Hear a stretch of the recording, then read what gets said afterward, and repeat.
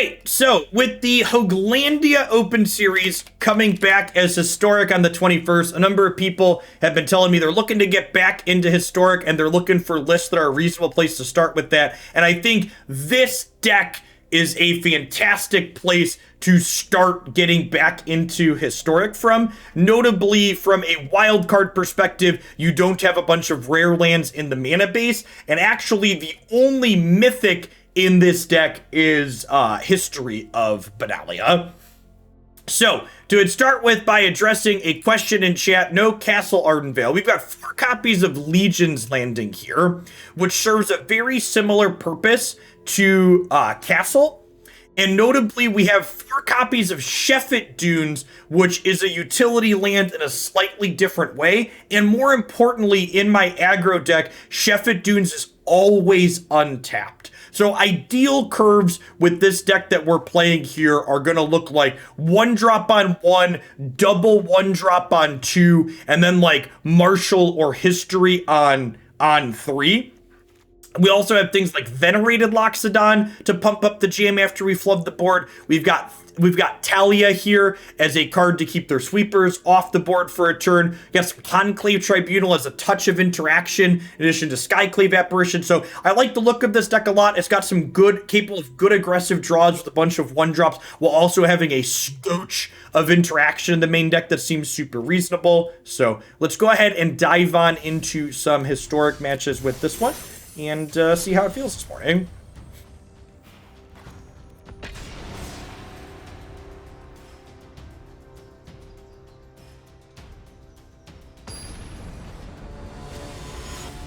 Yeah, with all of our white 1-drop creatures, there just really aren't rooms for colorless lands in our mana base.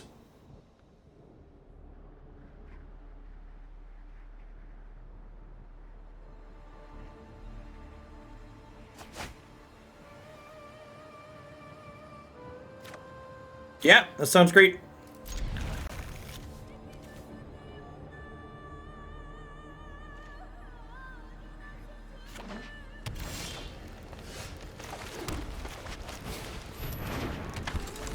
Yes, Marshal is also triple white, which is relevant.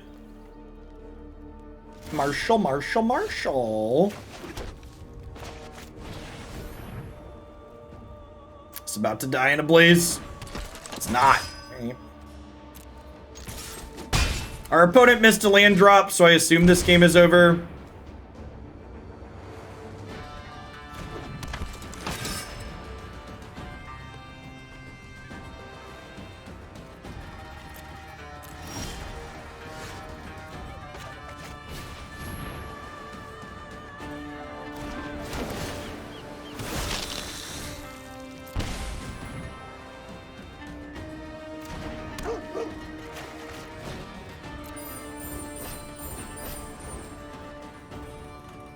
So this is, I know our opponent stumbled here, but this is turn 3, and we have 9, 13, 17 power in play on turn 3. So obviously our opponent's draw there wasn't good, so comparing like what they're doing to what we're doing isn't great, but in terms of a pure power level perspective of what our deck is doing, our deck's linear draws seem really impressive.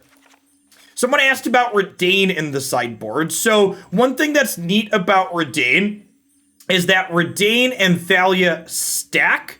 So if you have Thalia and Reidane in play, your opponent's Wrath of Gods costs 7 mana, which seems real good. Definitely bringing in Baffling End and the extra Skyclaves here against what looks to be Gruul aggro. It's possible I want Lurrus in this matchup just because the life-linking body is fine. This is also a 3-drop that dies to Stomp, though, which isn't super appealing.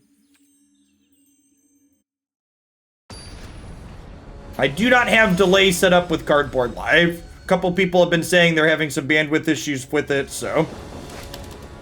They're a small project that does not receive support from Wizards of the Coast, so... I'll relaunch the application here on my end, but there's a chance it's just not working. That happens with some frequency.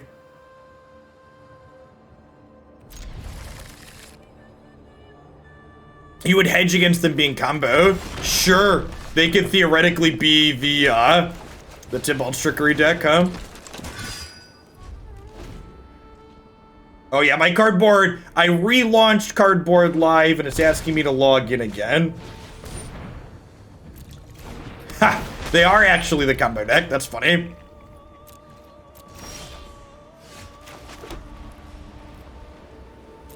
Yeah, Cardboard Live is refusing to log in for me, so they must be having server issues.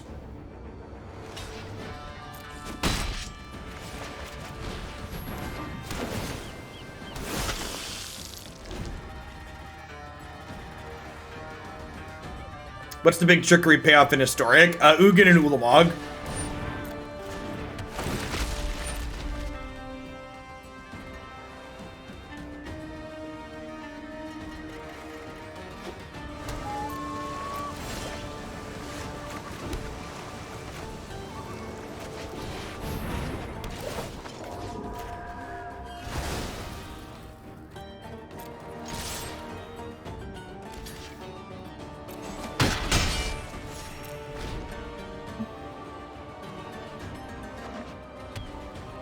Am I dead yet? I think we've died yet.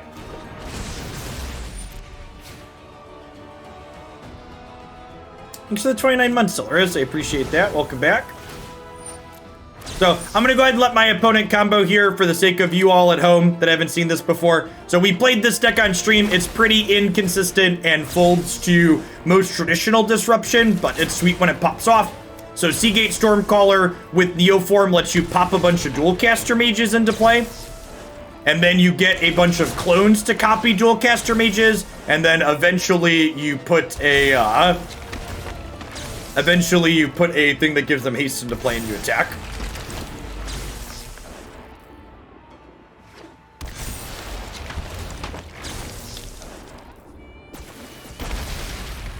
There's the old Tuck Rebel Fort. Ooh, and a Champion of the Witch, so we are dead here. Does Thalia interact with copied spells? It does not. We do, however, have Archon of Emeria here, which is great. So that works. We've got Grafdigger's Cage, which locks them out of doing their thing as well. This is not a Conclave Tribunal matchup. Honestly, it's probably a Thalia matchup, right? Because making them spend one more mana to do their thing seems fine. Skyclave Apparition doesn't seem very good. Magistrate. Your opponent can't cast spells from anywhere other than their hand. Tyrannith Magistrate doesn't interact with their combo at all, right? It doesn't stop them from copying things.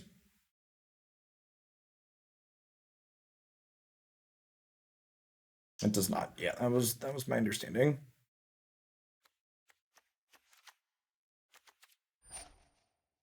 You are not casting the copies. The reason why you can't cast a second spell is good against this combo because they have to play their copier and then cast Neoform.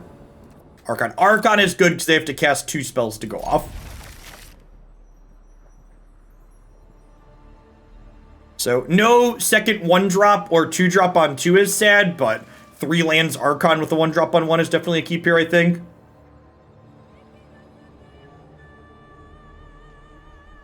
Yeah, and to be fair, the Tyrannith Magistrate confusion is understandable because Wizards of the Coast is notably inconsistent with how they template those style of effects, where sometimes they're copy and sometimes they're saying make a copy, you may cast it, etc.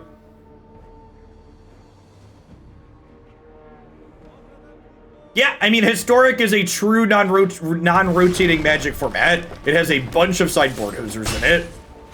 If they don't play a ramp creature on 2, I'm going to play History on 3. If they play a ramp creature on 2, I want to play Archon on 3 so they can't combo us on their 3. But if they don't play a ramp creature on 2, they can't combo kill on 3. Yeah, so because they're shimmering here, I'm going to start with History of Benalia so I can get to the 3rd chapter of this sooner. Yeah, I think HA4 overall is really sweet. If you want my full thoughts on HA4, I have a YouTube video here reviewing it. This is also notably a knight, and the 3rd chapter on this pumps all of my knights, so this will become a 4-power attacker on turn 5 as well.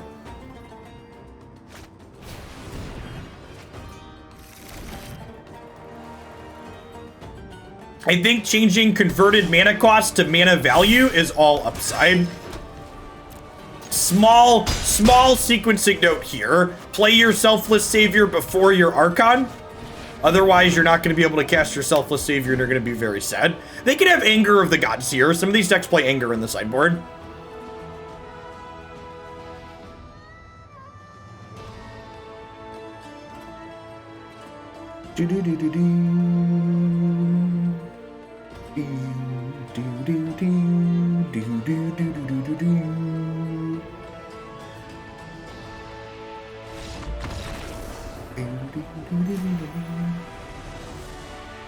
Have I tried the beta for MTGM Mobile? I have. I've played about half a dozen matches, and my opinion on the mobile beta is very straightforward.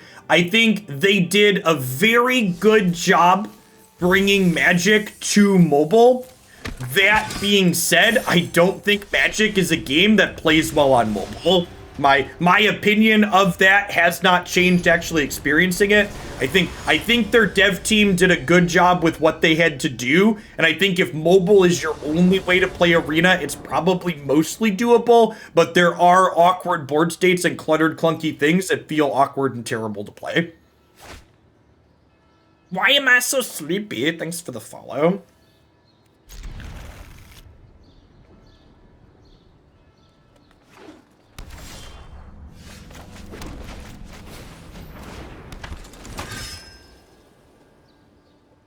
I think it was Dr. Fauci's a very brilliant man, believe it or not. I think he had one of the best quotes about people lifting mask mandates, and it was, you don't end mask mandates now for the same reason runners don't stop running when they see the finish line. It's like, yeah, the end is in sight and a return to some normalcy as vaccine distribution ramps up is coming, but like, the idea that, like, we're already there and we should stop with precautions now is very silly and wrong.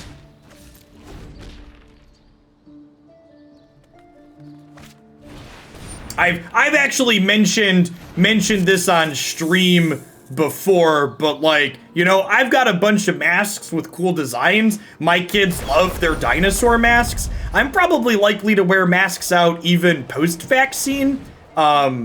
The was it NBC or ABC? One of the news stations had a really great data breakdown showing the impact of the normal flu during the current season. And believe it or not, with everybody wearing masks and social distancing, yeah, during winter especially, because like during winter, I live in the Midwest, like a mask keeps my face warm during the winter, but like normal flu season was way down in part because people are being more cautious with how they spread germs, right?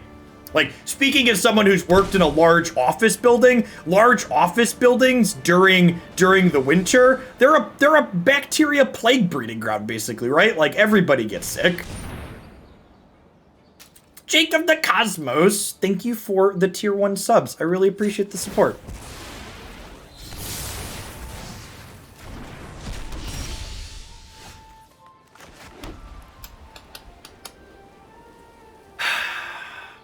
Playing Marshal this turn isn't resource efficient. If I wait on the Loxodon, I can put counters on more things. So I could play Marshal this turn. I could play Marshal land next turn and then convoke this. I think unfortunately we're not going to be in a position to beat Double Sweeper this game, so we mostly have to play Go Fish and hope they don't have it.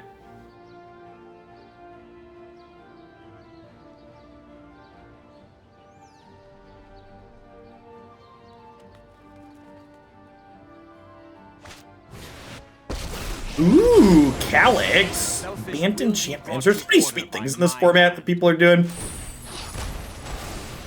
Oh, that's good.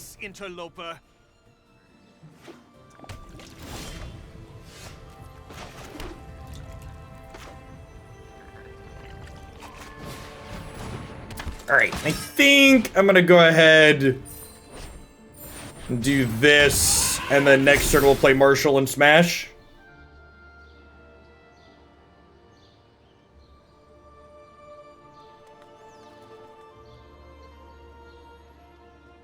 The fact that they down-ticked, well, I was about to say the fact that they down-kicked Calyx here bodes well for us, because it implies they don't have another sweeper, but alas.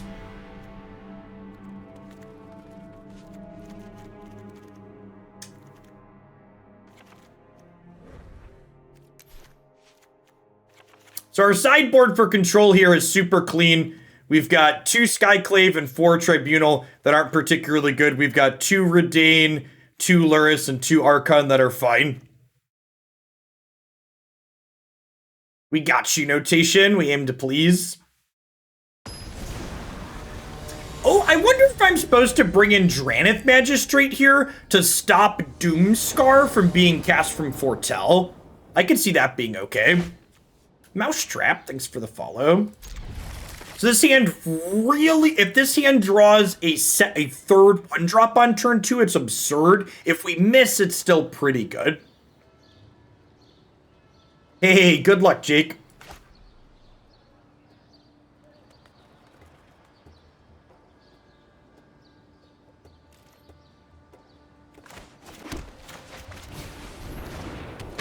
Thanks for keeping me around to be transparent, BSQ. My goal moving forward is I've hit kind of a point in my streaming career where I'm just going to play games that I enjoy. And if I'm enjoying Magic, we're going to play a bunch of Magic. If I'm enjoying some other things, we're going to make time to fit those other things in on occasion too. And what the other games I'm playing are will largely be dictated by it, what I'm finding fun.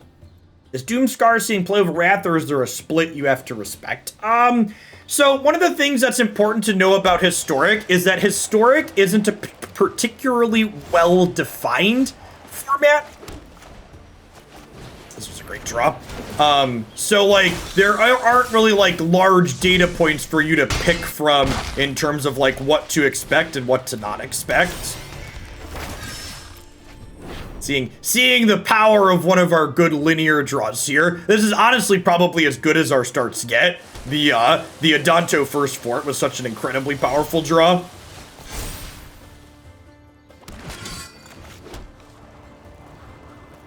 Do I want to play this into a sweeper? I don't think I do, right? So this is 3, 4, 5, 6, 7. I think I just Shefet Dunes, right? Yeah, also, like, I've talked about Runeterra a bunch because I have loved their gameplay in the past, and, like, I posted a video talking about things that I'm not happy with in their current format, and one of the lead devs on Runeterra, I think it was, I forget what Travis's title is, I think it was Travis, linking on the name, basically responded to my Twitter post saying, thanks for the feedback, Jeff. We agree with some of the points that you made, and we're going to keep balancing the game. Like, their communication is just like kind of unreal. Yeah, it was Travis Posey. What's his title?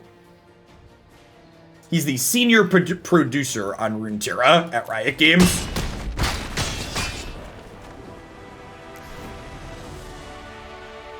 That kind of like level of transparency and feedback from them is always been great. It's one of the reasons why, as they balance their game, I'm definitely going to poke back into it and check it out some more.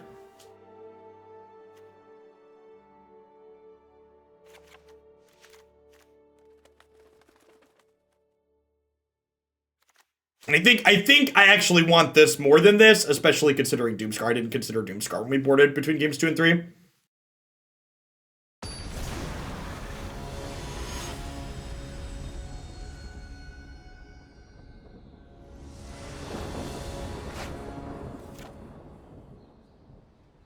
Yeah, that seems good. Any of your triple 1-drop starts tend to be very good in this deck?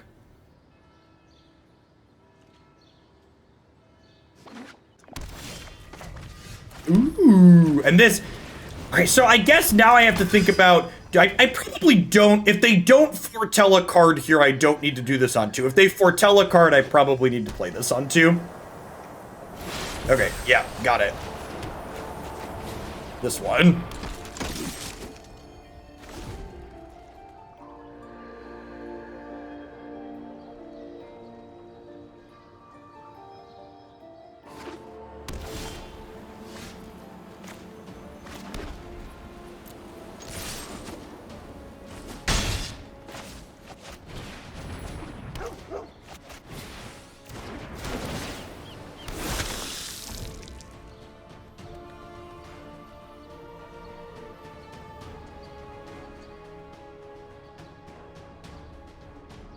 It's gonna sound really random, but don't open that water bottle on airplane. I'm familiar. Yeah, they get weird with the pressure. Temperature changes do it too.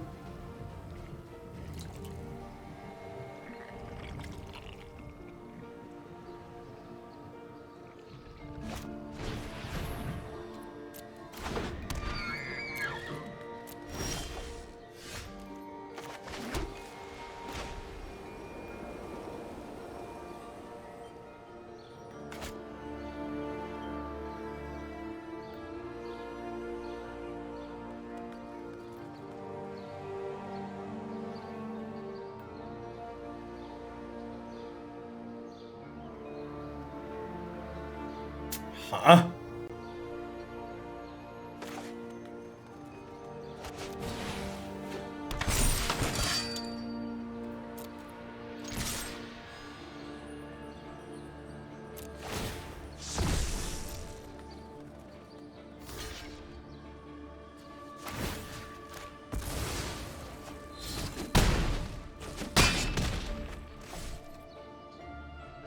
Alright, so they're gonna sweep the board next turn.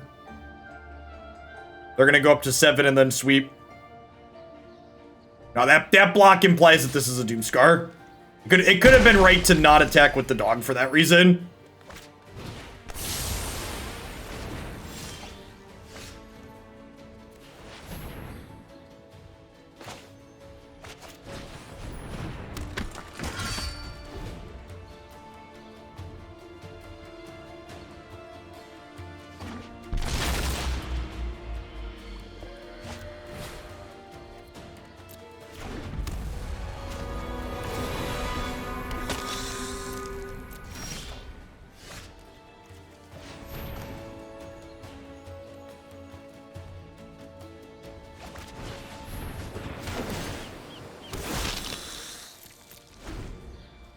We just take a second here.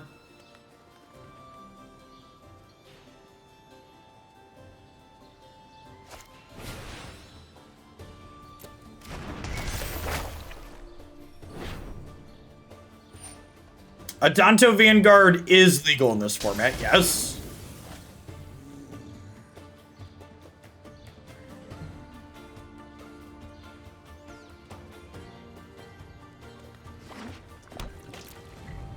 If we think these sweeper matchups are hard, that could definitely be a card worth playing. I don't know that I'm convinced that these matchups are hard though.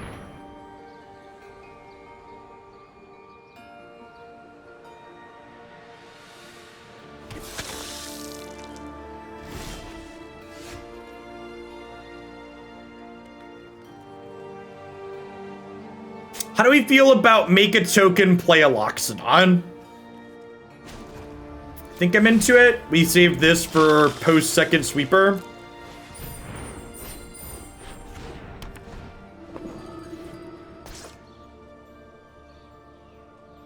The audio is not bugged on your end. We've been playing Magic Arena for a little over 2 hours now, so the random sound effects being quiet is on my Arena client. We'll restart it here in a moment.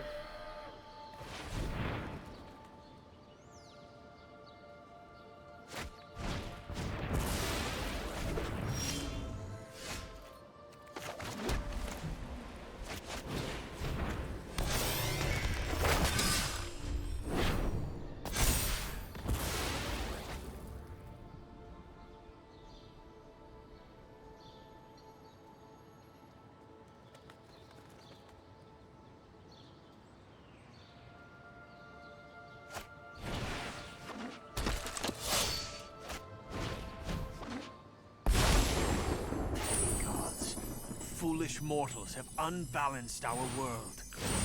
Look skyward and receive the gifts of the gods. Did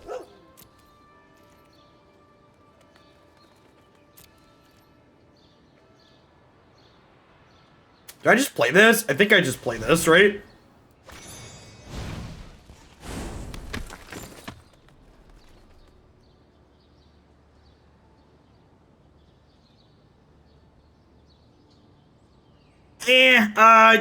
I appreciate the proactives on the command swift, but there's actually an audio bug on Twitch's side occasionally too.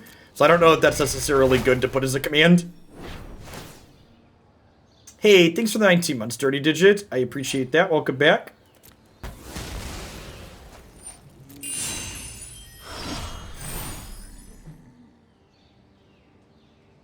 Ravaging Glitch, thanks for the follow.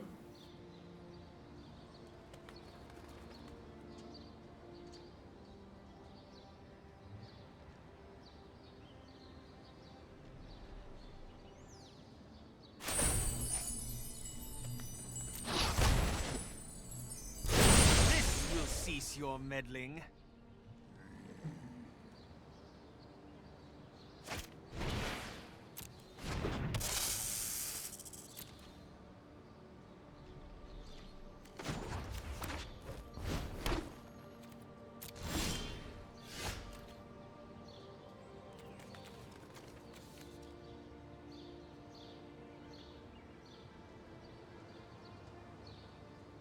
For the year-and-a-half Squirtle Squad, welcome back. So if I attack with everything, I could kill Calyx. And then killing Calyx means that I will... Killing Calyx means that I will get... they won't be able to continue digging for things, which is nice.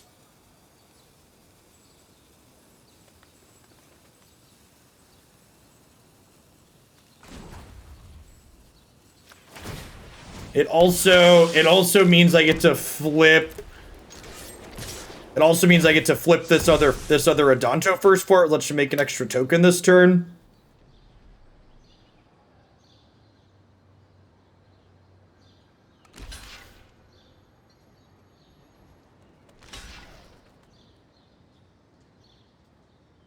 I think I actually want to kill Lotus Cobra here rather than save this, so I'm trading these basically. I think I'm okay with that. Robert Tross, thanks for the 35 months. I appreciate that. Welcome back. Am I taking variety submissions? You know, I watch some people play Loop Hero, and I'm just not really into games like that. So I am taking variety submissions, but my variety tastes are mostly turn-based, or not turn, story-driven single-player stuff more than anything.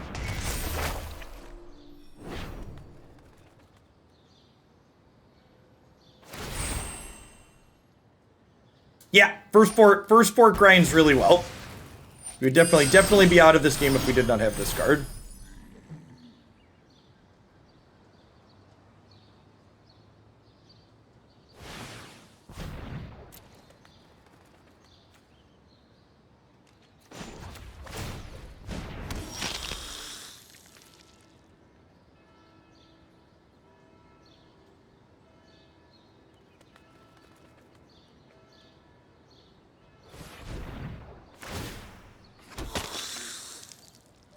Do I trade a token for 2 points of damage?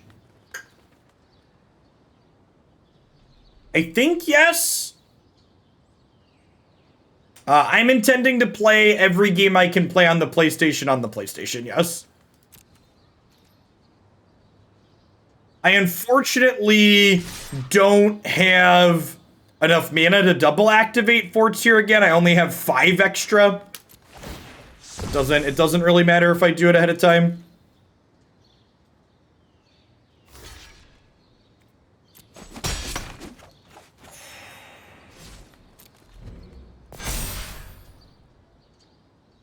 I did, Red Link. I think I'm probably gonna wait to do the DLC for the Final Fantasy VII Remake until, probably gonna wait until they drop the second part, and I'll do the DLC in the second part at the same time, rather than just poking back in for the one thing.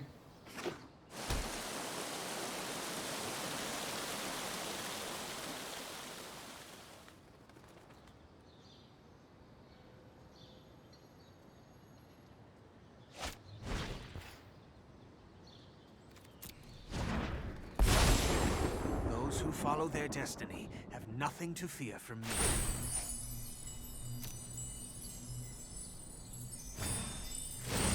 Clothis, show me my path.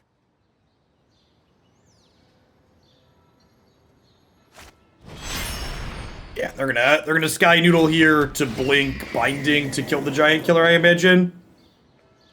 I have not played Control. It's on my list to get to eventually. I picked up the free copy on PS Plus.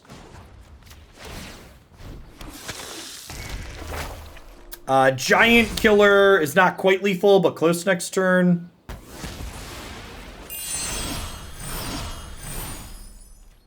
Reidane. That's fine.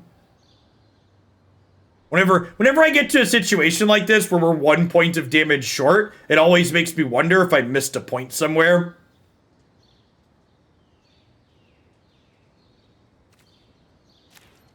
So we could put them to 1 here with the Shefet Dunes activation.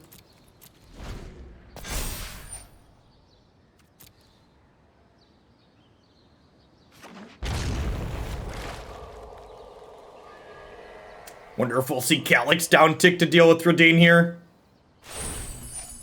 No, huh? Maybe they have Binding or something here to answer it. Skyward and We miss. They receive have the a gifts of sweeper. the gods. They have a Conqueror's Death. Sure. Okay, they're dead. They're dead on board unless they have something else, right? I get to make a token and then activate Shefet Dunes.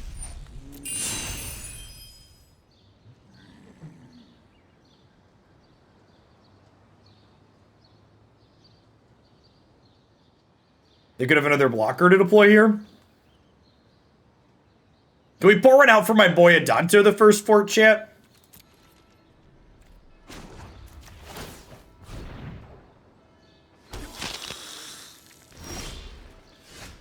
Oh, they totally have, I'm gonna make them have it here. We're gonna concede when they do it, but they have a White Omen here. I will bet.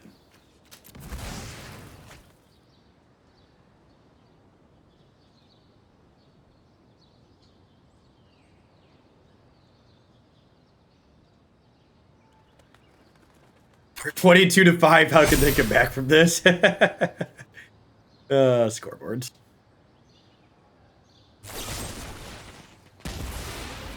Noxious Grasp. All right, well.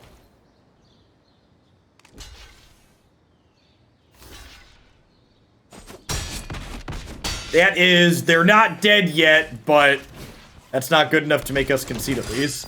But we're probably dead. But, meh. Really close game considering our opponent was on the play and the sweepers that they had at key points.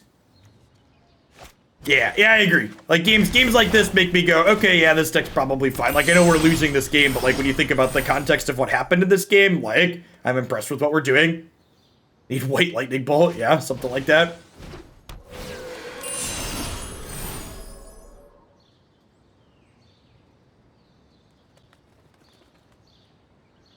And like I said, there's a good chance we missed a point of damage at somewhere in this game if I go back and check the tape. There was a key turn where when I flipped my first Adanto first fort, I threw away my good boy to do so. And there's a chance that I should have, not even a chance, I think that attack was probably wrong. I think if I keep my good boy back, we push slightly less damage, but them not killing my my thing.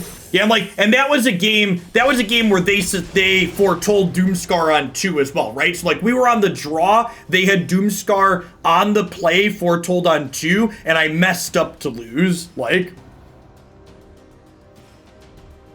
really good showing for the mono white deck to start there.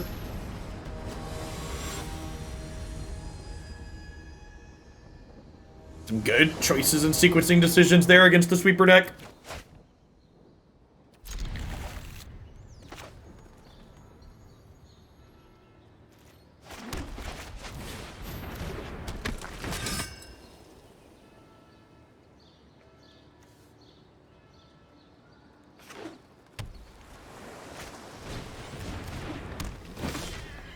Game 1 Grafdigger's Cage. All right, playing against blue-white control.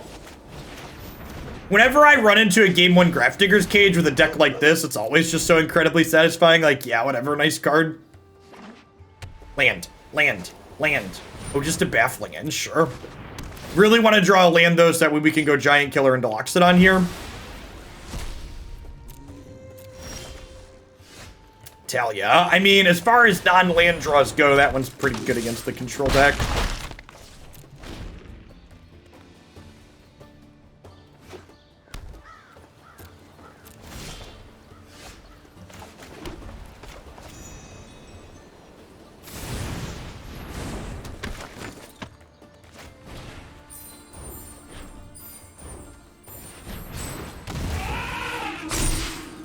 Your move, Yugi boy. 7, 9, 10, 11, 12, 13. Can't cast Wrath of God. Have a Thalia in play.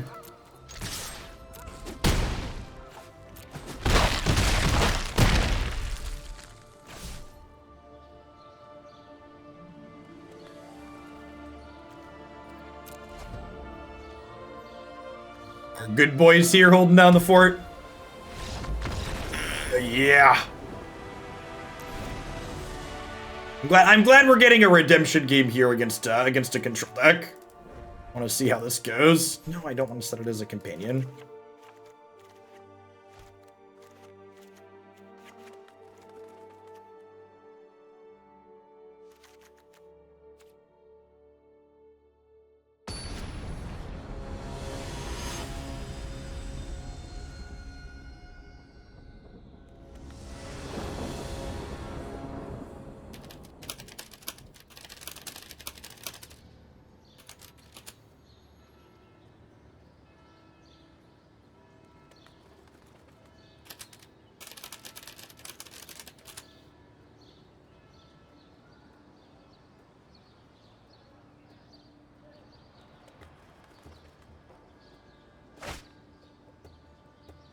Easy mulligan here with no turn 1 or turn 2 play. Yep. Would love to draw a third 1-drop in our first 2 draws to have a triple 1-drop start, but definitely a good hand to start.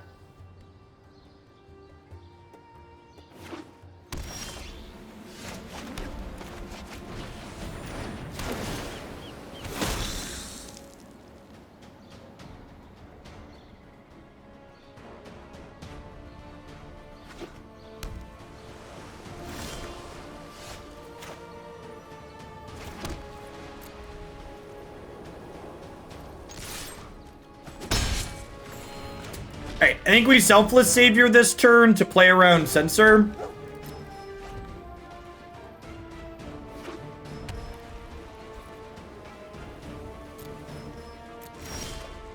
No, I'm not doing a formal deck queue anymore, Automatic.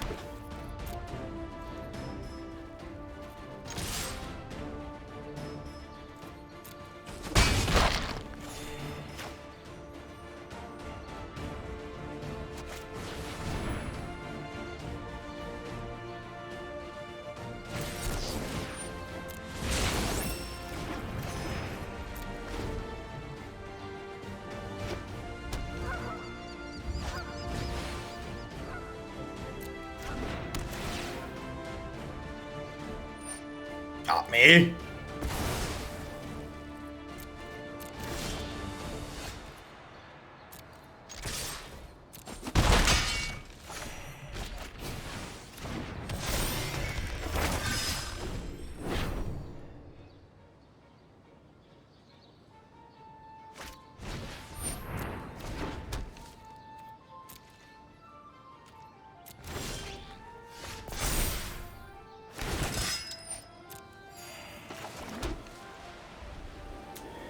I think I want to Thalia this turn, right? Does it mean they have to have a land plus a sweeper next turn?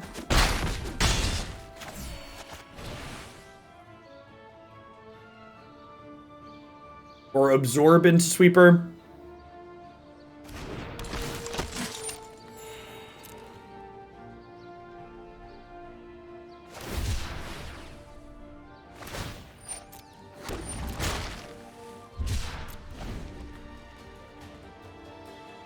And if they have the sweeper, we get to keep Thalia. Alright, so they're just like super dead, right?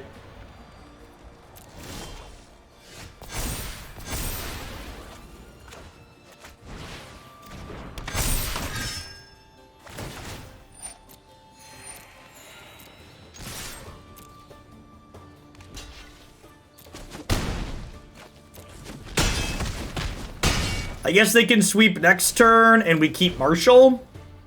And then I can hopefully do this the following turn if we draw a land.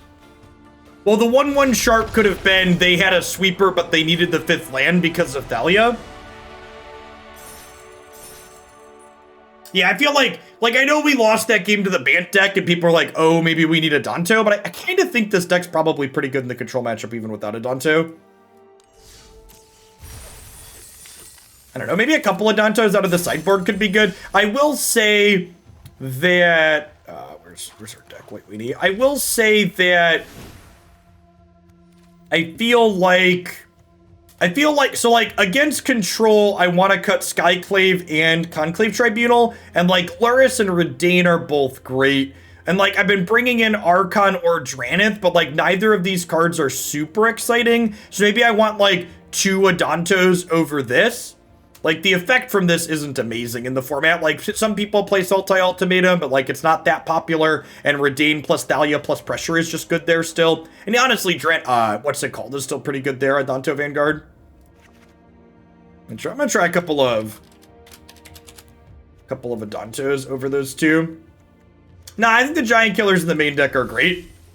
I think pre-boarding that's something like Twitch chat. Respect aggro more. Twitch chat, stop it. Twitch chat loves to cut cards from decks that I play that respect aggro and put in more cards that beat Gandalf decks just because they hate losing to Gandalf decks. Look, I get it. Losing to blue-white control is fucking miserable, but it doesn't mean you should make your deck and make bad changes to make the matchup that's already good better.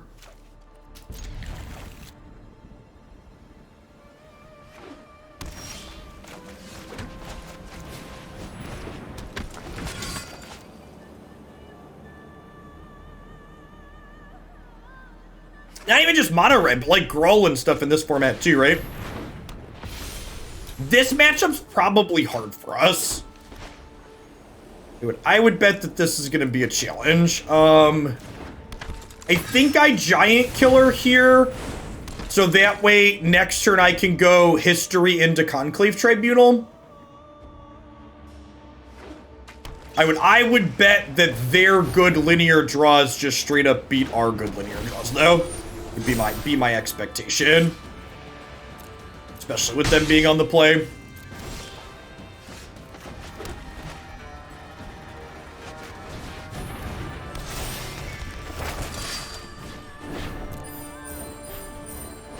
Hey, Braveheart, thank you for the 16 months. I appreciate that. Welcome back. Thanks for keeping me around. To be fair, our start here is very good.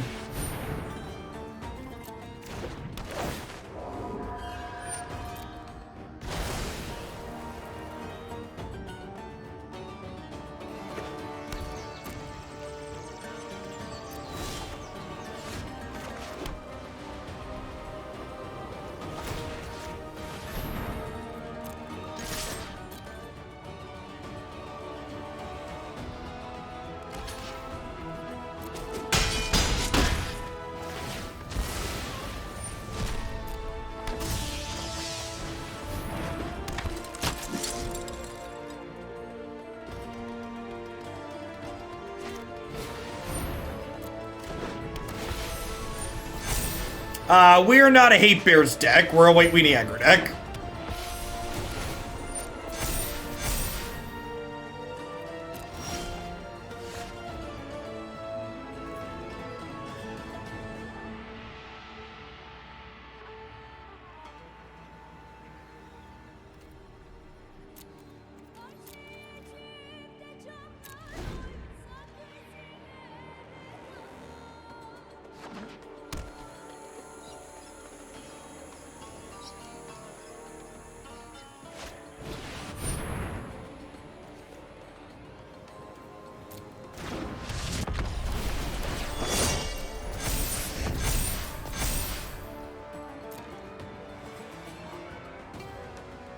Hey, MTG Master. Thanks for the 5 months. I appreciate that. Welcome back. And LKR Moose. Thank you for the entire year. Let's get you started to go with that shield. Yeah, hopefully we're all gonna be done with quarantines real soon. That would be nice.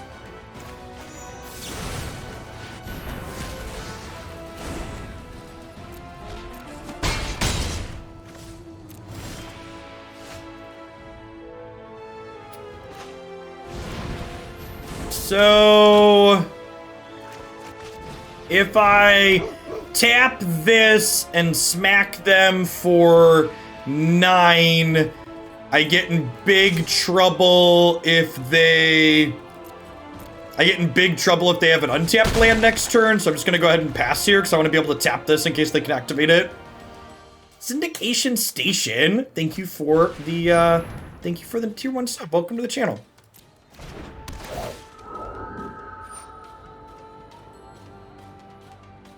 Yikes. That's a pretty good one.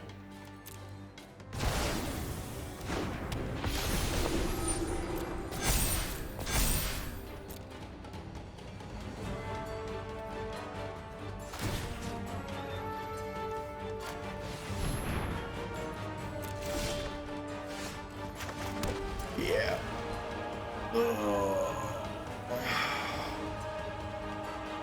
Well, they didn't have a land last turn.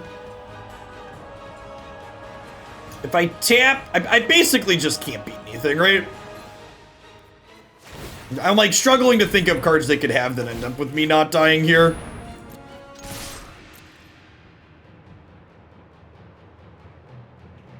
Am I dead on the backswing?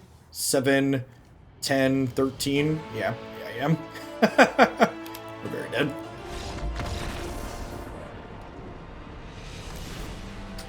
Okay, so Thalia is very bad against their creature deck. Baffling End and Skyclave Apparition are good. Hopefully we can just have a decent draw on the play and run them down. We were close-ish there. If they hadn't had a second Skyclave, I think we would have been in an okay spot with our giant killers helping us control the board. Especially considering the fact that we drew double Thalia there and she was super awkward.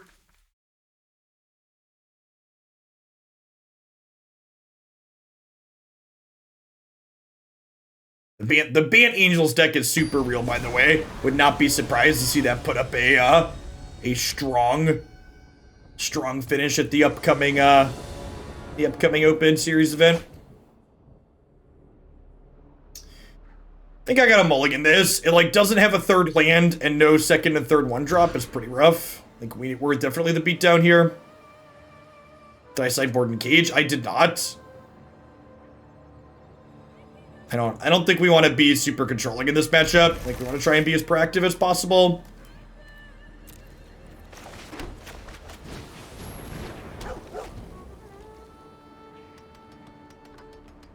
Fold today. Yeah, so I've talked about this before, but I'm in a basement, so.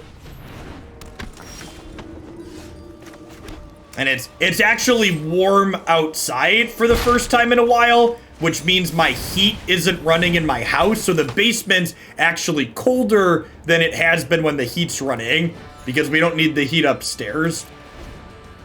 Love the tournament streams. It's great content, and I appreciate how you narrate your thoughts and your plays. Hey, thanks for the bits, Quintivus. I'm glad you enjoy it. Speaking of, if you didn't catch it over the weekend, I played Blue-Black Mutate in a tournament on Saturday, and that's up on my YouTube channel with all the downtime cut out.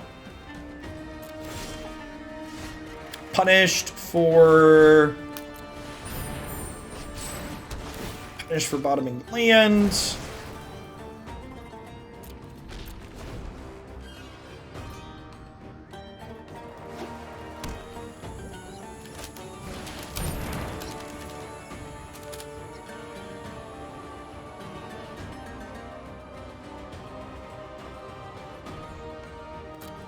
If you want spoilers about the tournament stream, you can skip to the end of the YouTube video.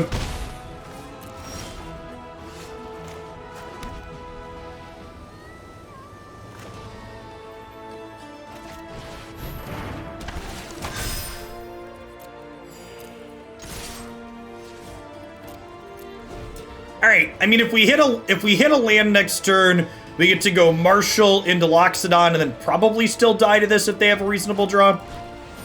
I would bet that this matchup is pretty close to unwinnable.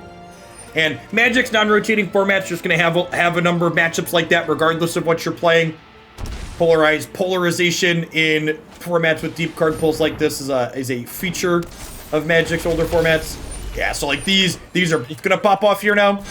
They're going to be +4/+4. So you could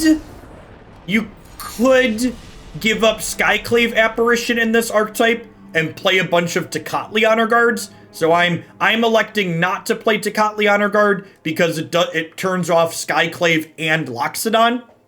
But if you really, and that's again a very common to non-rotating formats, is if you really want to beat something, you could board to beat it, but like that card impacts our cards as well. So you have to decide, do you want to play 4 kind of narrow cards that make us rebuild our deck for one matchup? And generally speaking, from a game theory perspective, with how diverse these non-rotating formats are, you'd rather just hope to dodge that bad matchup rather than adjust your deck to beat it. Is Honor Guard better than Hushbringer's here? They're slightly different. So, for example, not dying to Bone Crusher Giant Stomp against the Sacrifice Collected Company decks is a big thumbs up for Honor Guard. We recently played Red White Feather, and Red White Feather cares about being able to play Reckless Rage, so the 3rd point of toughness is relevant for Reckless Rage as well. This format's beginning to feel like Modern Light. I've talked about this before, but this format to me feels identical to Modern in 2015, 2016, when Modern was really good, in that there's a couple of decks in this format that are easily, objectively better than everything else, but at the same time, the format's card pool is deep enough and the gameplay for most people is casual enough that you hit a wide variety of things to play against still, because most people are just playing to have fun and they're playing decks that they like to play.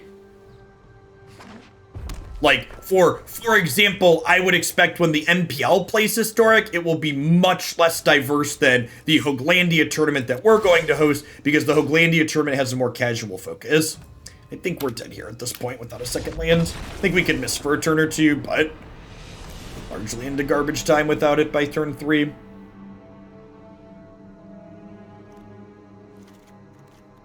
it a Skyclave matchup? I just feel like it's not. They have a lot of ways to kill this, right? I think Lurrus is actually pretty good here. 3/2 lifelinker sounds like a fine stat line.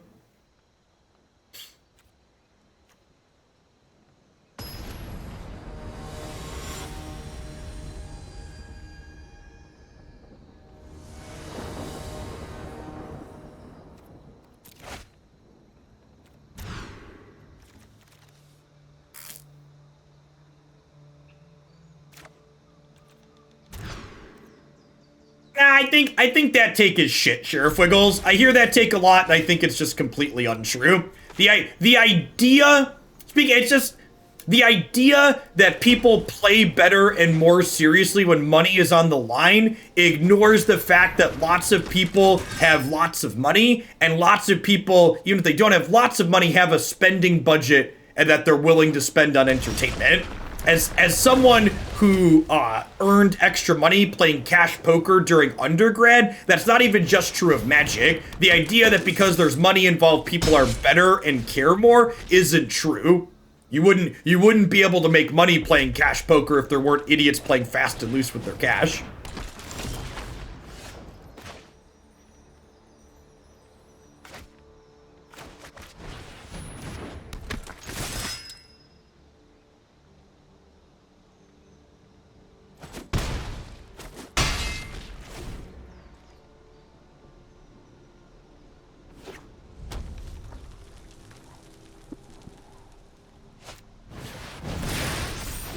Oh, they're playing a big red deck. That's interesting. Excited to die to Anger of the Gods next turn.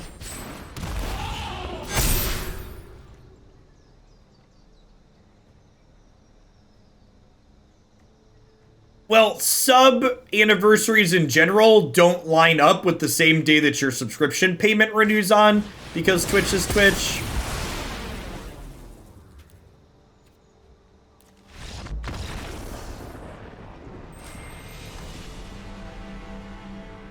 So the deck that we're playing is not a deck that I would consider, I would describe as having a high amount of player agency. If your opponent has a deck that's designed to beat you, you're just going to die a lot of the time, but you also get games the opposite where you get to just run people down. It's a game that it's a deck that tends to be fairly straightforward and almost therapeutic in a way to play. Your decisions that matter when playing a deck like what we are playing are largely based around how you mulligan and how you sideboard.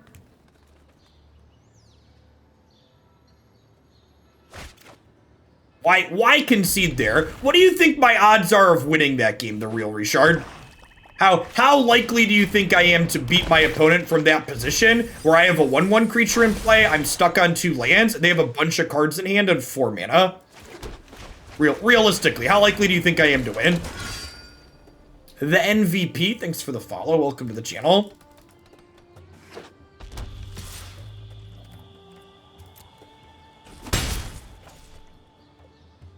Yeah, Superstitions run super deep, Rhino. Like I always keep this hand. I always call with this hand, etc. Stuff like that.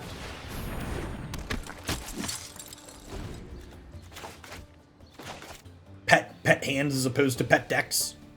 Not as extreme in nature because you don't have control over them, but definitely happens. Definitely a thing. The opponent's archetype, I think, is arguably the second best, potentially the first best thing in this format right now. And I think once they get to build around Death Shadow as well, there's a chance that this red-black Arcanist deck unseats the Junsack deck as the best deck in the format.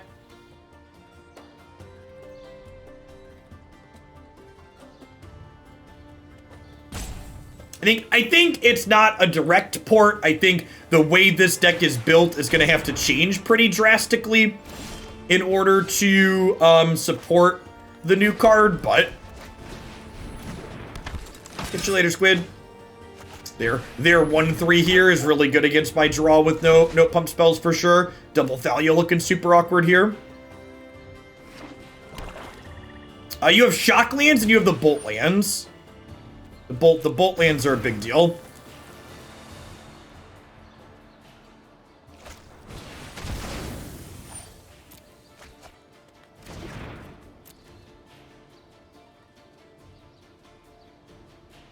Can I draw Loxodon, please? You have Thoughtseize as well, too. That's true. How the deck's been today? Kind of mediocre, actually. This one's been only okay. Blue-black control felt kind of meh this morning.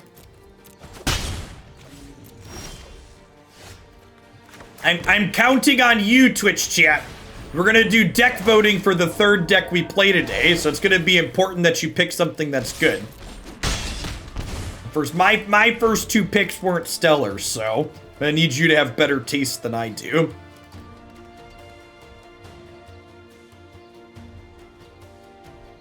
You know the options yet? Nah, I haven't decided on options yet.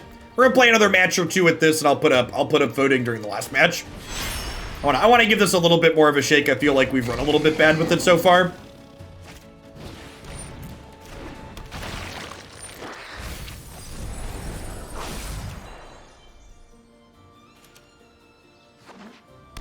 If you haven't been here before for deck voting, I'll put up a list of 3 or 4 different decks that I've got put together, and y'all will get to pick which one we slam into. And like a game like this, right? So like, I often have people comment on YouTube videos are like, Jeff, why do you concede so early? What do you think the odds are that we win this game from here, right? Like, I have no removal in sight for this Lurrus. They have a Croxa in their graveyard. I've got like a redundant Thalia in my hand. I've got all these X1s. Yeah, I would bet we're like single-digit percentage points, if not fractional percentage points to win this matchup. Like, these Stitcher suppliers are gonna give the Lurrus more food, and like when you're playing a game like this on the ladder, like in a tournament setting, I think it's not unreasonable to continue playing a game like this. But when I'm sitting here playing a game on the ladder largely for fun, like the value of being able to get to the next match rather than sitting here and slogging through this current one is high. Okay, so Cage is good, Baffling End's good, extra Marshals, extra Apparitions sound good, Lurrus sounds wonderful. What do I want to trim here? Giant Killer seems like an easy out. Marshal's probably not very good if I expect my opponent to be picking us apart, huh? Maybe we'll board that out. This is only good when we can swarm the board.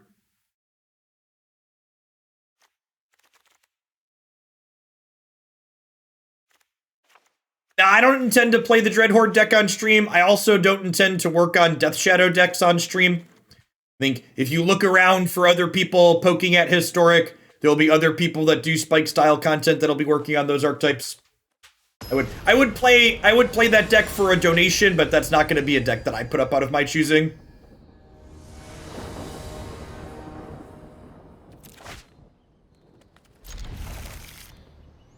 Archon means they can't village right after they claim. Maybe that's cute enough. Shadow plus Adanto Vanguard could be sweet. Low key, and this is something to think about, depending on how this Arcanist deck gets rebuilt when they have Death Shadow, the inclusion of Death Shadow might cause them to cut Stitcher Supplier, which is actually a card that's very good against us. Yeah, so if you haven't been keeping up on news, Historic Anthology 4 has been announced. It'll be releasing on Thursday this week, and it includes Death Shadow. And a bunch of other sweet cards. You can see my full thoughts on the upcoming HA4 release on YouTube here, along with a link to the news about it.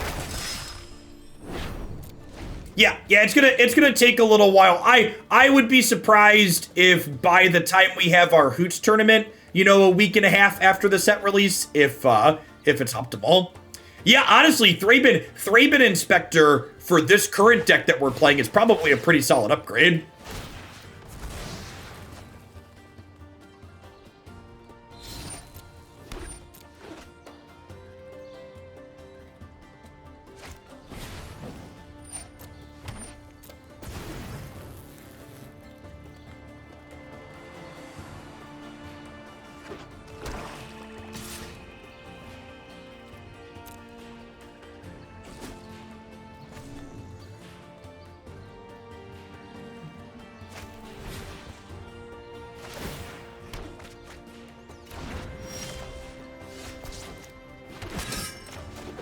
I feel fairly confident in saying that this is the best thing you could be doing in Historic, and it's not particularly close.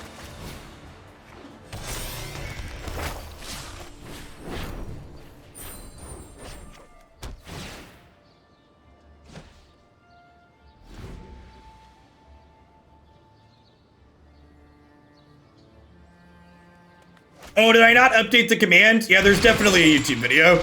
I thought the command had the YouTube video in it. If a mod has a second, can you update the HA4 command with the YouTube video link instead of the link to the Wizards article?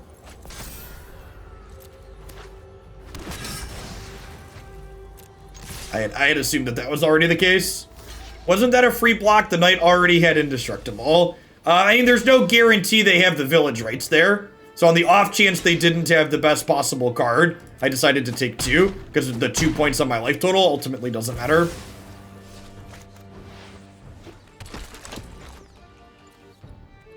Turns out giving out history lessons still appears to be good. The MTG data matrix for the weekend is up. Sweet.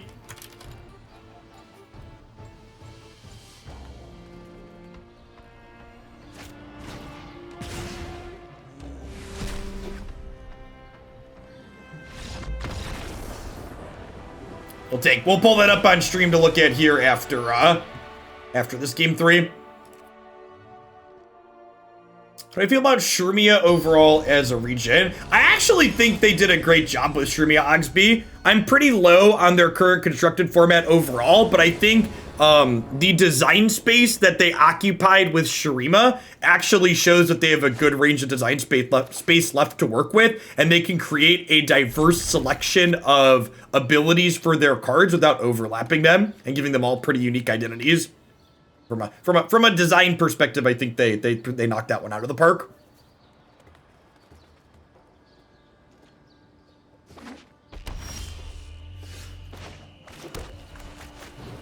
Argo's Bloodfast could be sweet. There's a ton of different cards like that. Argo's Bloodfast, someone mentioned Adanto Vanguard. There's a lot of different weird, sweet enablers when you don't just have, like, fetches and shocklands to play. How do we feel about... What am I getting rid of here? It's just Redundant Landing? I think it's just Redundant Landing.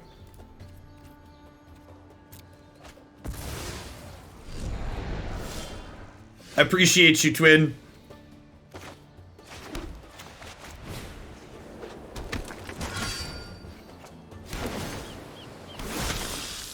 And then next turn, we get to go land, apparition your blocker, flip this, play Selfless Savior.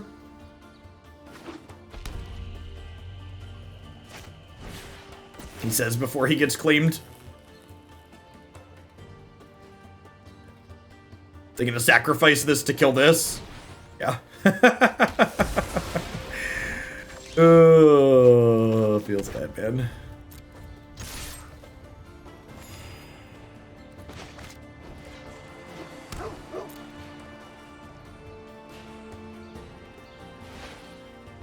Yes! Adanto Vanguard also works well with Knight of the Ebon Legion on one. Like I said, lot of sweet things to think about and consider. Alright, so they can go land, Lurrus, play Crocs to make me discard a card.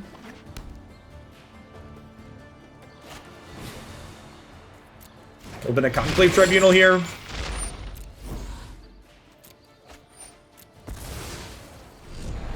Jetharin, thank you for the 18 months. I appreciate that. Welcome back. I definitely stick by my assertion that Historic would be a more fun format if Claim the Firstborn didn't exist. They're still 3 cards off of Escaping Crocs, which is nice. Wow! If we flip Legion's Landing, this game should be over. Do they have a removed spell? Feels like they have Fatal Push. Nope. Great, we're done here.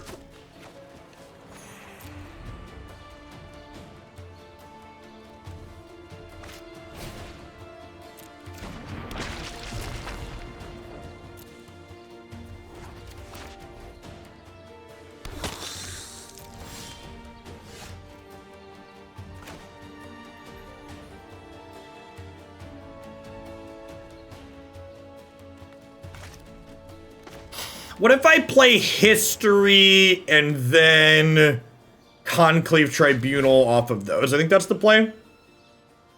Shuffler confirmed broken. Thanks for the 21 months. Welcome back.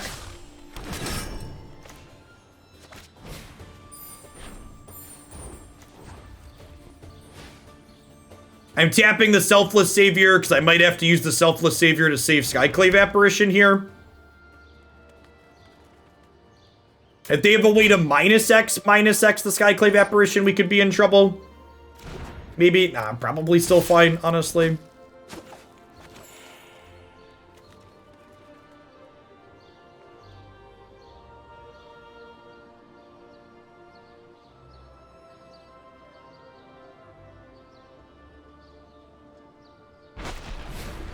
Hey, Saris. Thanks for the 7 months. I appreciate it. Welcome back.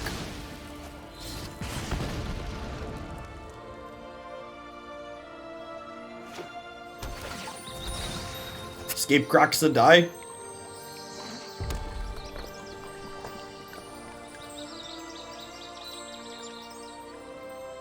Yeah, we talked about Tecatli Honor Guard versus for the Angels matchup earlier and how it would mean giving up this card. This card's really good. It's definitely not worth giving up, I don't think. All right, let's restart this bad. Let's bad Mammoth Jammer really quick here. How we doing, folks? Good morning, good afternoon, good night to everybody wherever in the world. Thanks for dropping by today. If you're new to the channel, my name is Chef Hoagland. I stream full-time here on Twitch. With the release of Kaldheim, I'm back to doing Magic as my primary content, but we also do other card games and turn-based strategy games, as well as some single-player, story-driven type stuff. If you like a lot of different deck variety like you see here, you'll love my YouTube channel. Everything we stream gets cut up deck by deck and uploaded there. Usually we play 2 or 3 different decks per day. Some standard, some historic, some decks I pick, some decks viewers donate for, some decks we let people vote on. A-Train, thanks for the follow.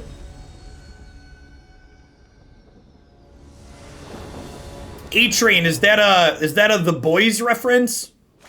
That's so good. If you like superheroes and trashy TV, you will love The Boys.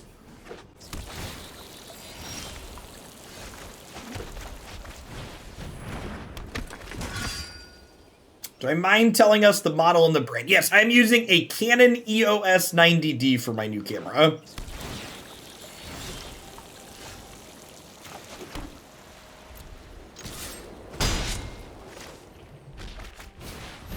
My wife bought it for doing some photography stuff, and we discovered it has the capability to be used as a USB webcam, which is sweet.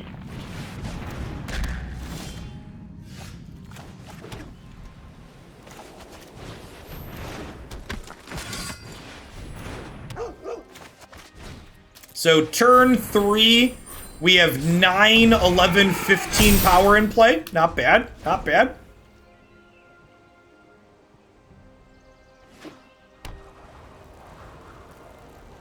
I stole Christie's camera. No, I turned Christie's camera into a tax write-off. Is what I did.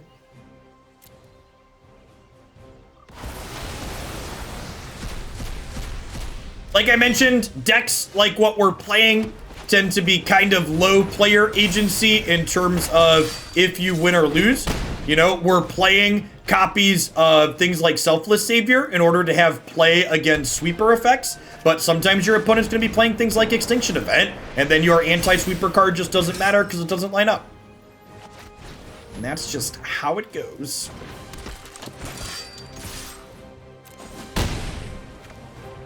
So if we get Ugin next turn, we are dead. It is what it is.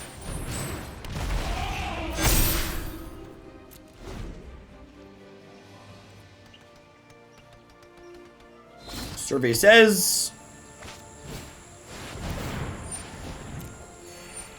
I have faced worse than the likes of you. So we have 1, 2, 3, 4, 5, 6, 7, 8, 9 mana currently. Hopefully they get Meteor Gold. Let's see if they get Platinum Angel here.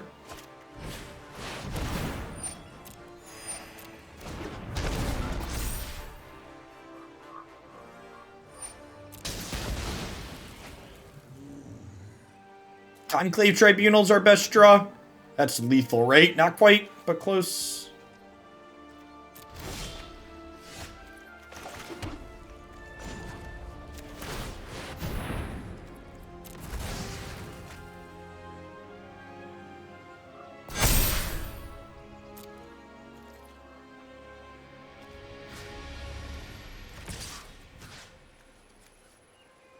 So I can send Thalia at Karn.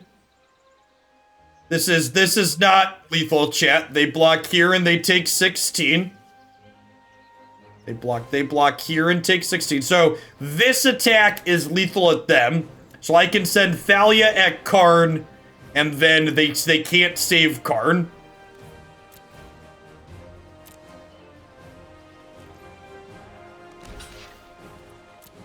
Fantastic chat lethal turn. I will be better prepared. And like, honestly, again, like, I know it looks like we're gonna lose this game, but a game like this really tells me about the power of what our deck is doing, because our opponent gained 4 life off of their lands this game because they happened to draw 2 Radiant Fountains. And not only that, but they also swept our board on turn 4, right? Like, if we'd been on the play, or if these hadn't happened, like, so many things broke in favor of our opponent this game, and we're still in this game with the chance to win. They're dead to this attack, right? If they don't have something else. Oh, they can Guardian Idol because of the Forsaken Monument. Okay, yeah. So we have lost this game, but again, like, so many things lined up exactly how they needed to in order to lose, and that context is so important. Like the why we lost and the detail on that is super relevant. Reidane sounds great here. Yeah, they gained a bunch of life. Honestly, the life off the Forsaken Monument, we just needed them to have 4 less, right? We would have been able, we actually needed them to have 1 less, actually, right? Because we would have killed them instead of attacking the card.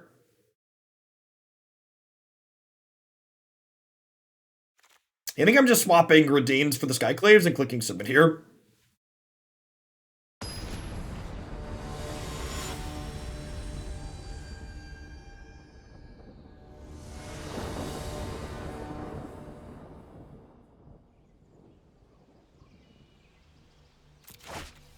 Cardboard Live is currently broken.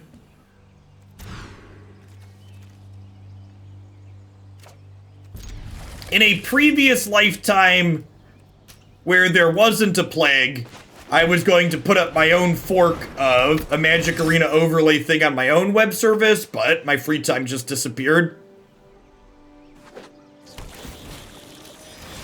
Let me try. Let's try logging in again and see if it works now.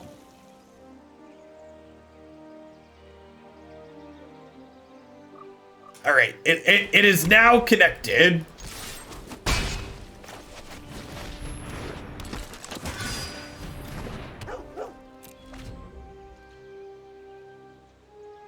Why do I want to splash Experimental Frenzy? I don't think this deck has a bad control matchup as constructed. Why do I want to change my deck to fit that in? Can you explain to me why that's worthwhile? What problem are you solving?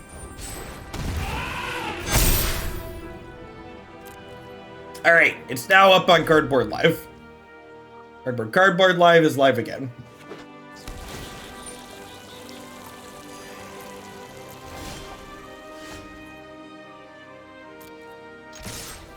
Unfortunately, it doesn't look like we're going to be able to beat turn 4 Extinction Event for a second game in a row.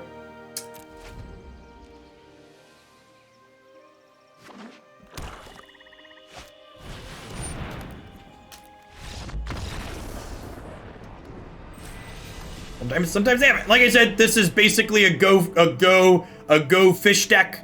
You like, you know, in games like this, you hope your opponent doesn't have their exact perfect answer, and they had their exact perfect answer on Curve 2 games in a row.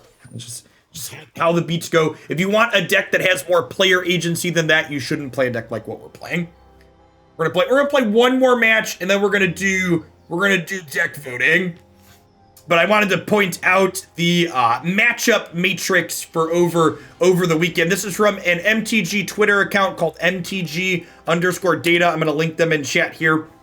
And this farms all of the MTG Melee data from Standard from over the weekend. And tracking this data over the course of the weeks of Standard really highlights from an analytical standpoint why the current format is so good. This is, you know, we have pretty reasonable sample size here. So like there were almost 400 Ultimatum decks. The smallest sample size here is Gruul Adventures at 69 decks. Nice. But the win rates on all of these are super reasonable. So cycling is the only win rate here that I would consider a little bit high. That being said, this was kind of the breakout weekend for cycling with this Ironcrag Pyromancer variation. This Naya Fury deck, which had its breakout weekend last week or the weekend before, also had a high win rate on its first big weekend. And we've seen these win rates kind of rubber band around. In my opinion, 53, 54% is about the highest you want to see in a healthy metagame overall.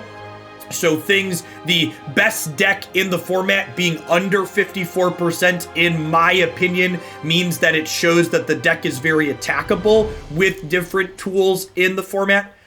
This number's been lower in previous weeks as well. And again, if you want to take a look at this, here's the Twitter yourself if you want to poke at that. We're gonna play another match here with the white weenie deck. Let's set deck voting up before we dive into the last one. What do we wanna let people vote on? I think I'm gonna let people vote on standard decks because I want to let people vote on standard decks. We're gonna do more historic at the end of the week, so I'd like to do 2 standard for these first few days. Selection of sweet standard decks. Speaking of standard being good. All right, blue-red giants, black-white humans, Jeskai, mutate. Let's play one of those 3. All right, you have 10 minutes to vote in chat. You can vote extra with bits. You can vote extra with channel points. Everybody gets 1 vote in the Twitch app. So blue red giants, black white humans, Jeskai, mutate. Pick your poison. Yeah, they're all sweet. The standard format's great, chat. There's a ton of sweet things you can be doing. Like I said, we're going to focus on Historic more after the Historic Anthology drops on Thursday, so let's get some extra standard in now. Eric Van Dogen, thanks for the follow. And again, for people that are new to the channel, don't go crazy with bits voting extra in the deck voting. For 5,000 bits, I will guaranteed play your deck whenever you want to see it on stream. So spending a couple hundred bits if you have it to put a deck you want over the top is reasonable, but if you're gonna dump a bunch, just donate for it directly and get it guaranteed. You find deck lists? Nah, pretend this is every other stream on the internet that's not organized. It's way too much effort to upload a bunch of things to a bunch of different places so you can see them.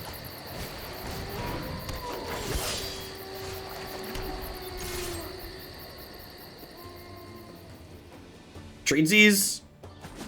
No second one drop here feels real bad. My body's excited to draw another 3-drop next turn and not be able to play. Ooh, green-white counters from the opponent. Black-white humans with the strong lead. 300 votes versus barely 100 on either of the others. Yikes. This is probably a death knell.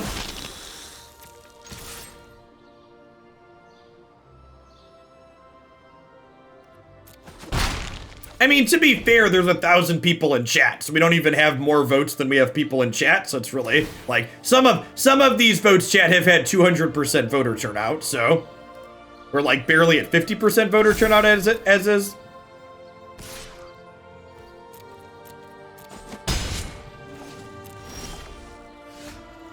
Okay, the opponent is also breaking here.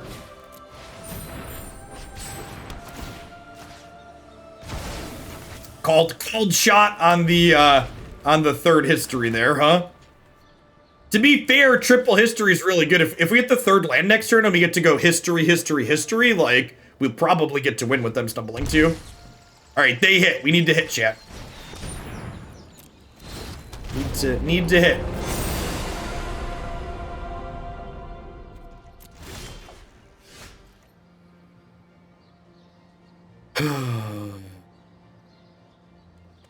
Hey, what's going on, D-Beard? Yeah, the Black-White Humans, D-Beard actually went 5-2, I believe, with that deck over the weekend.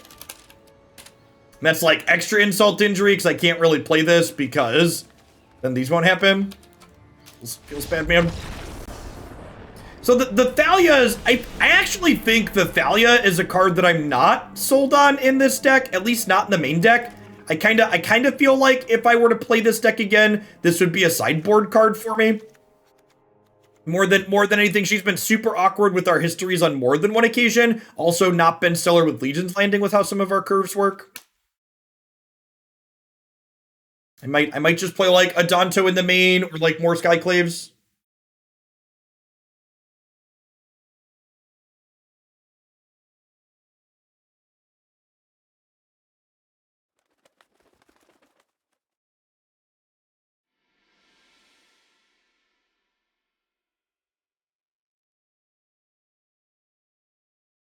There's a 1-white creature that taxes and leaves a spirit. What card is that? Doof Monster, I have no idea what you're talking about.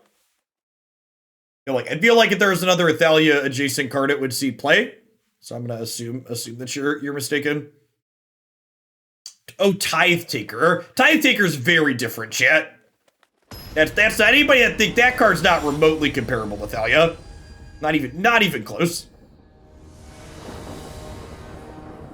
Anybody that thinks Tithe Taker is comparable to Thalia doesn't understand what Thalia's doing and why she's good.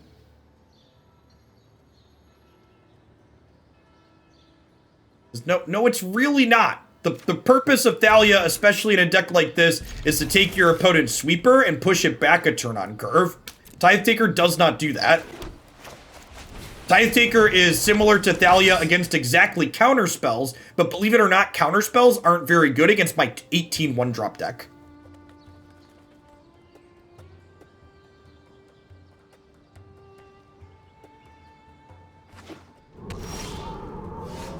Ooh, speaking of my 18 1-drop deck.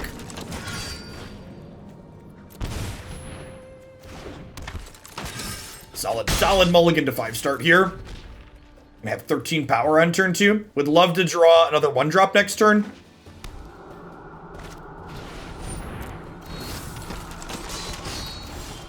Who hurt you, opponent? What was their name? What was their name and what did they do? You can tell me. We have an open relationship. We can talk. Speaking of sideboard cards that let you beat people you want to beat. At least we have a thing to pump up our creatures so it doesn't block us well. Like, it blocks for free, but it doesn't kill our things at least. I mean, like, it's good here. Like, there's no way this is good enough against, like, angels, though. I guess it's okay against blue-white control. Not really, though, right? It just dies to a sweeper. Like, this is much worse than, like, Adanto Vanguard against control. Hey, thanks for the quarter for your Norky. Yeah. Oh, wait. They can't. I was gonna say, wait, that's good, but they can't target it with that, right? This is a white card? I was like, oh no, they can block my 3/2s now. No, they can't. All right, good chat.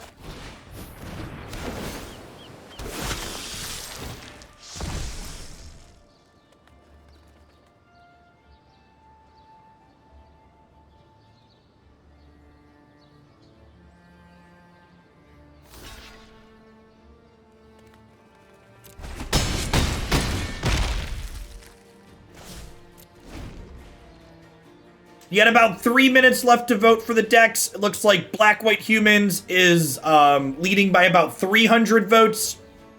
So unless we find a bag of ballots here at midnight in the back room, it's like it's going to be a solid win for Black-White Humans.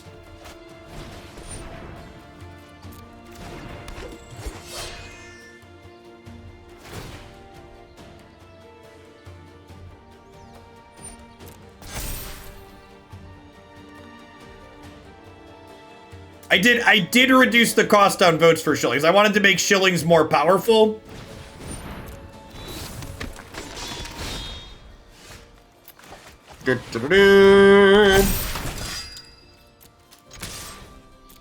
How sick would it be if we win the game where they draw double pro-white creatures?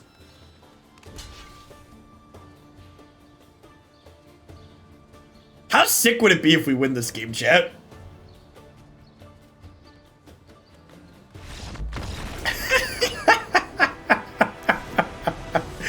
Sick. We mulliganed to 5, right? We mulliganed to 5 and they drew double board card and died.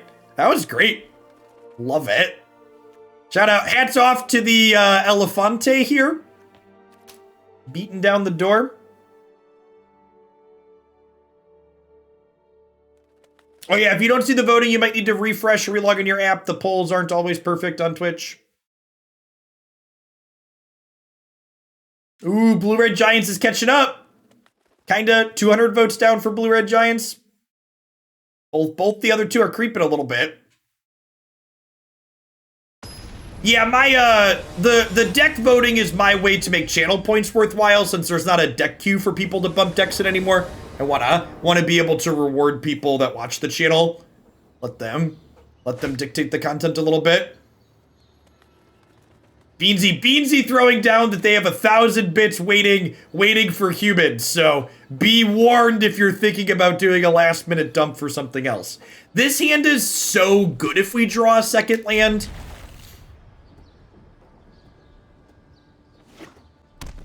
That's true. If you hit Shillionaire, you get to submit a deck guaranteed to be played. Oh yeah. You'll love to see it, chat.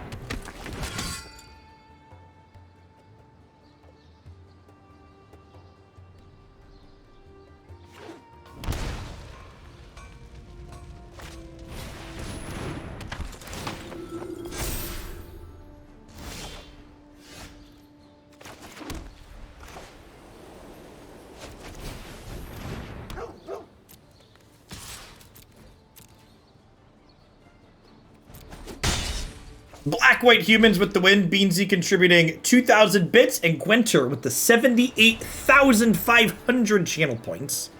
You love to see it. Was not a bluff. Thanks, Beansy. Alright, we're gonna play some black-white humans in standard after this match.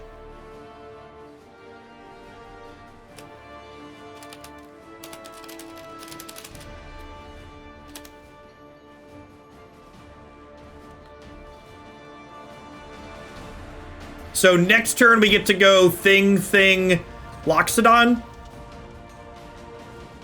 They have a removal spell here? If they have a removal spell, I need to draw land. Could be annoying. Oh, okay, I get to counter their Bone Crusher Giant at least. Sure, deal.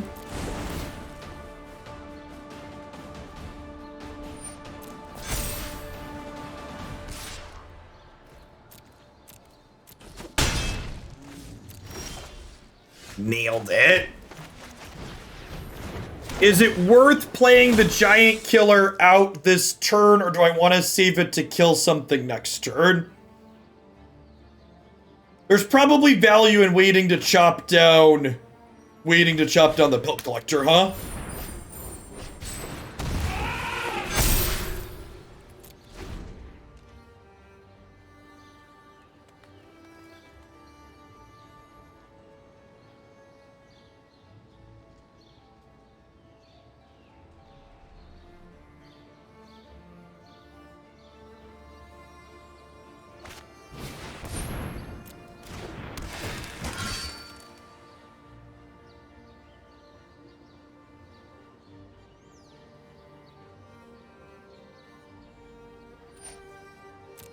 Target dummy for the mods. Target dummy for the gods. Sorry. I got 4 days left for my sub anniversary. Welcome back. Thanks for keeping me around. Alright, so...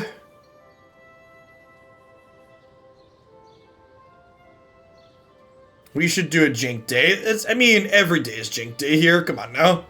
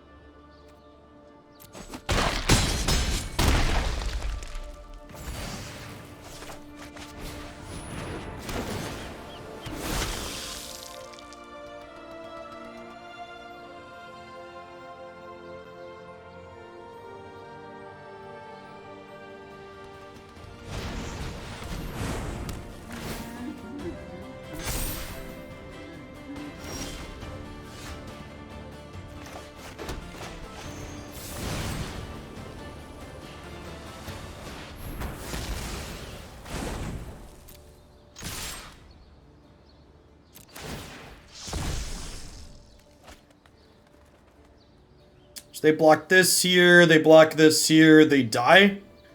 They need to like block and then jump, or they could trade and then trade.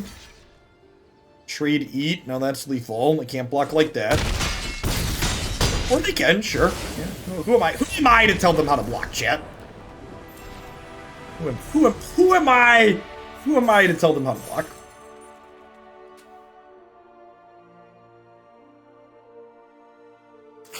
I choose death.